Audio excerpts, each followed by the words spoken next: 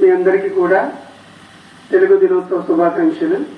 మొట్టమొదటిగా నాకు ఈ అవకాశం ఇచ్చిన ప్రిన్సిపాల్ సార్కి థ్యాంక్స్ సార్. టీచర్స్ అందరూ కూడా చెప్పారు, పిల్లలందరూ కూడా చెప్పారు తెలుగు యొక్క ప్రాముఖ్యత కోసం. అసలు మనం తెలుగు ఇంత అనర్గళంగా మాట్లాడుతున్నామంటే దానికి గల కారణం మన తెలుగు కవుల యొక్క కృషి. వాళ్ళు లేని అసలు తెలుగు అనేది లేదు.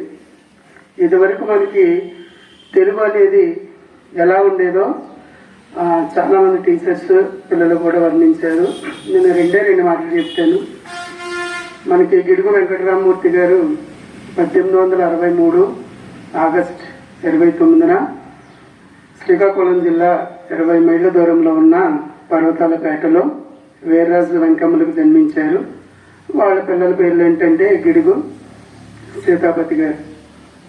అయితే మేడం చెప్పినట్టు ఎయిడ్స్ వచ్చినప్పుడు ఆయన ఒకే ఒక మాట అంటాడు, మీ భాష అనేది ఇది సామాన్య ప్రజలకు వెళ్ళదు, ఈ గ్రాంధిక భాషలో ఉండిపోయిందంటే అది ఎవరికి కూడా దాని ఫలాలు అందవని చెప్పాడు. దానిని అదునుగా తీసుకుని మన గిడుగు వెంకటరామమూర్తి గారు ఏం చేస్తారంటే, ఈ తెలుగు ఇంత స్పష్టంగా అక్షరాలను ఒడిసిపట్టుకున్నామంటే దానికి గల కారణం ఆయన చేసిన విశేషమైన కృషి. ఆయన ఏం చేశాడంటే ఈ గ్రాంధిక భాషను వ్యవహారిక భాషకు మార్చడానికి ఆయన ఒక తెగ దగ్గరికి వెళతారు.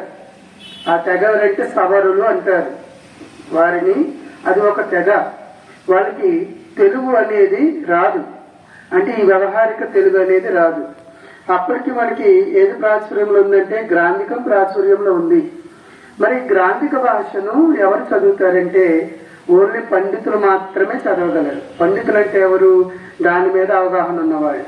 మనకి నన్నయ్య, తిక్కన, ఎర్రన కాలంలో ఎక్కువ గ్రాంధిక భాష ఉండేది. వీళ్ళ దగ్గర స్టార్ట్ అయిన ఈ ప్రస్తావన మనకి ఆధునిక కవులు గురజాడ, కందుకూరి, శ్రీశ్రీ వీళ్ళందరూ వచ్చేటప్పటికి దాని యొక్క పూర్తి రూపం అనేది మారిపోతుంది. అది ఎలా అవుతుందంటే గ్రాంధికం నుంచి ప్రామాణిక భాషలకు వెళ్తాయి, ప్రామాణికం నుంచి వ్యవహారిక భాషలకు వస్తుంది. ఈ వ్యవహారిక భాష అనేది ఎలా ఉంటుందంటే ఇప్పుడు మనకి ప్రతి స్కూల్లోనూ కూడా ఇంగ్లీష్ స్కూల్స్ లో ఏం చేస్తున్నారంటే కంపల్సరిగా ఇంగ్లీష్ అనేది పెట్టేస్తున్నారు. దానికి నేను వ్యతిరేకం కాదు, కానీ మనం ఇంగ్లీష్ ఎంతవరకు అంటే మన పాఠశాలలో మన లైఫ్ గ్రోతింగ్ ఉంటుంది. కానీ మన వాడుక భాష ఏం చేస్తుందంటే మన ఇంటి దగ్గర చాలా మంది చదువుకునే వాళ్ళు ఉంటారు, నిరక్షరాస్యులు. వాళ్ళకి మనం ఫర్ ఎగ్జాంపుల్ ఒక గ్లాస్ వాటర్ ఇవ్వండి అని మనం వెళ్ళి please give me glass water అని మన ఇంటి దగ్గర మన తాతయ్యని కానీ మన అమ్మమ్మని కానీ ఎవరన్నా అడిగితే వాళ్ళు ఏం చేస్తారు? వాళ్ళు ఏమంటారు? నిన్ను ఎవరైనా పిచ్చి పట్టిందని అడుగుతాడు, ఐఎమ్ ష్యూర్. ఎందుకంటే వాళ్ళకి ఇంగ్లీష్ ప్రస్తావన అప్పటికి తెలియదు.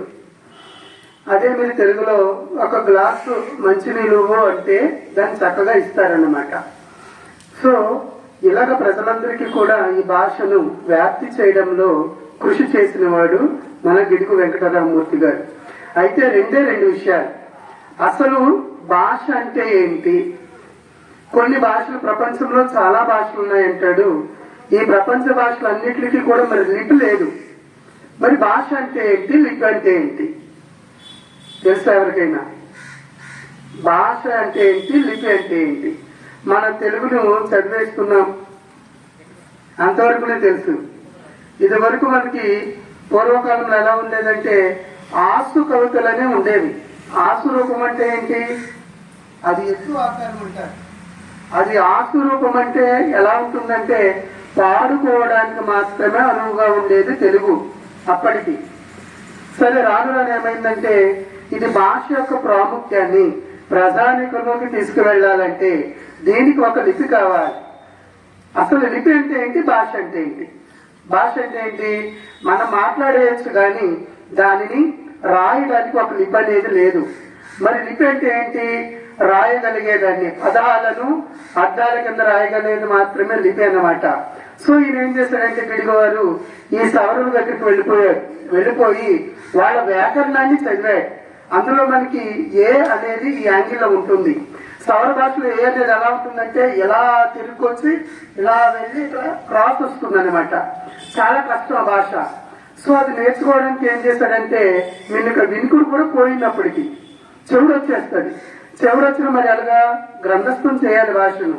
ఆయన ఏం చేశాడంటే అక్కడున్న అప్పుడు మనకి ఆయుర్వేద మెడిసిన్స్ అనేవి చూర్ణాలు చేసి చెట్ల వేర్ల నుండి చూర్ణాలు చేసి తినడం వల్ల ఆరోగ్యం అంతా పాడైపోతుంది. కానీ ఎక్కడా వదలలేదు. రాను రాను వ్యవహారిక భాషను ప్రవేశపెట్టడానికి ముందుకొచ్చిన గనుడు. దాని తర్వాత ఈయన ఎప్పుడైతే మరణించాడో మన ఆధునిక కవులందరూ కూడా పట్టుకుంటారు. 1910లో గురజాడ వారి నాటకాలు కూడా తెలుగుకు అత్యంత ప్రాధాన్యత ఇస్తున్నాయి. నేను చెప్పేది ఏంటంటే మీరు తెలుగును అనర్గళంగా నేర్చుకోవాలి. ఎందుకంటే 10వ తరగతి వరకు కూడా సబ్జెక్ట్ ఇచ్చాడు కాబట్టి మీరు